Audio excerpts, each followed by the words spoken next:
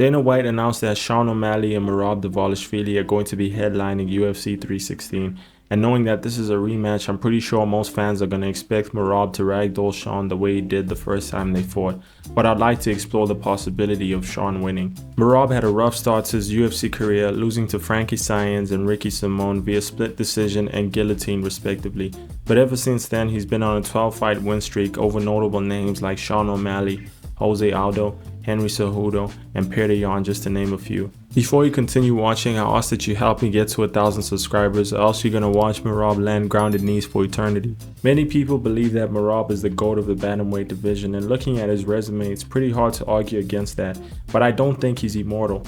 Looking at the fights that he wins, a lot of them aren't as dominant as people make them out to be. He had a very close fight with Umar Nurmagomedov where I gave the first 2 rounds to Umar and the last 3 to Merab, which is identical to the scorecards of the judges and most fans in general. DC and Usman actually gave it to Umar, but there's some bias there because DC trains with them and Usman is his literal brother. But make no mistake, I know the fight couldn't have gone either way and Merab undebatably won it, but Umar had some moments of his own in the first 2 rounds, and judging from those 2 rounds alone, I thought he was going to win the fight because he was out wrestling Merab as well as out striking him and was landing kicks, punches, you name it.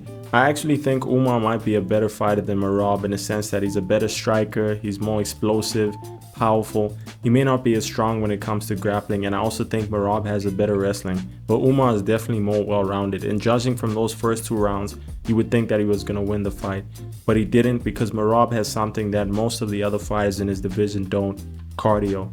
I wouldn't say any of the contenders have bad cardio, but none of them have weaponized it the way Merab has. When Sean O'Malley fights you, he'll try to outstrike you from the outside and land a right hand down the pipe if possible.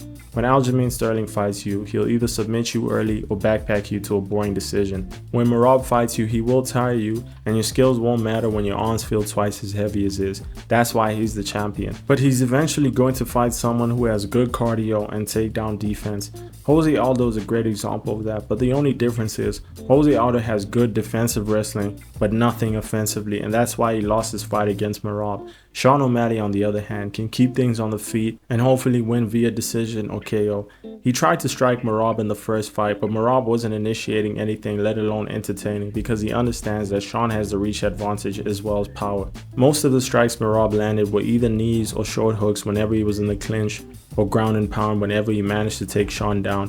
The only time he ever threw a punch whenever things were kept on the feet was when he was setting up a takedown. I guess he learned from Aljamain Sterling because Sean O'Malley has some of the most snappy counters you're ever going to see in MMA.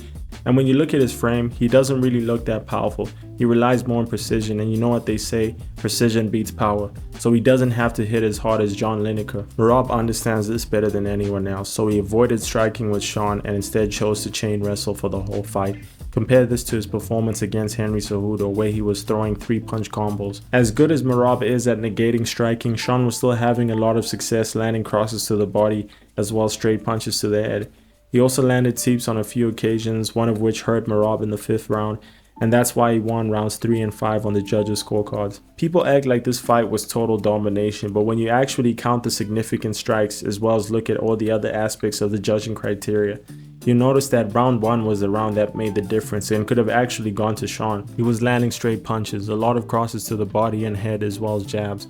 Merab couldn't stand with Sean, so he took him down against the cage in the middle of the round. Merab landed some knees on the thigh as well as some light short hooks on the head. Sean escapes, then gets taken down again shortly after. Merab attempts a guillotine and Sean defends.